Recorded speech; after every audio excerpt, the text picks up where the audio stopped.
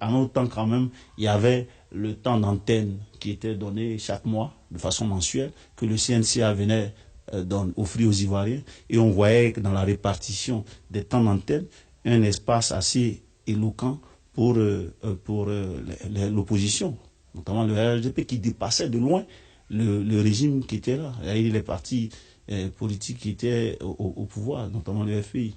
Donc c'est dire qu'il y avait plus ou moins ces choses-là qui permettaient de mesurer, qui permettaient de donner des garde-fous à la RT. Aujourd'hui, qu'est-ce qu'on voit quand on ouvre l'antenne? L'opposition, si ce n'est pas une opposition affiliée, donc un semblant d'opposition, on ne voit pas des événements à la télé. Est-ce que le fait que ces différends soient portés devant la justice n'a pas accentué le fossé? Est-ce qu'il n'y a pas moyen de faire autrement? Il y a moyen de faire autrement.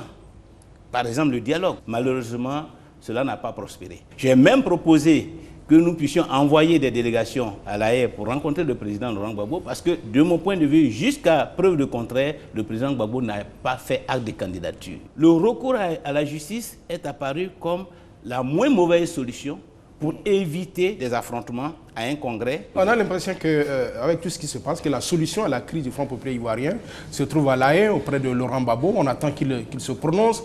Vous projetez de vous y rendre. Où en êtes-vous? Quand comptez-vous vous rendre à La Haye? Oui, j'ai introduit une demande auprès de la CPI pour aller rendre visite au président Gbagbo. Première raison, une raison de solidarité et de compassion. Le président Laurent Gbagbo, avec toute l'histoire qui nous unit, a besoin de notre présence à ses côtés. La deuxième raison, c'est aussi de l'informer de l'évolution de la vie politique en Côte d'Ivoire et au sein du Front populaire ivoirien. Voilà donc les deux raisons pour lesquelles je vais rendre visite au président Gbagbo. De quels moyens disposez-vous pour supplier, pour le faire libérer là où il est? C'est la politique qui a amené le président Gbagbo à La Haye. C'est la politique qui fera revenir le président Gbagbo en Côte d'Ivoire. Donc nous devons rester et nous donner les moyens politiques. Or, les moyens politiques, ce sont les alliances politiques, ce sont les réseaux politiques. Vous ne pouvez pas être un homme politique performant si vous êtes un homme isolé, marginal. Ce sont ces réseaux-là que vous êtes en train d'actionner? Ce sont ces réseaux que vous avez abouti à quel résultat? Ce sont ces réseaux que nous sommes en train d'actionner. Nous avons été au Mali, de même que le président Issoufou Mahamadou du Niger, de même qu'Alpha Condé de Guinée. Ce sont des amis, ce sont des opportunités.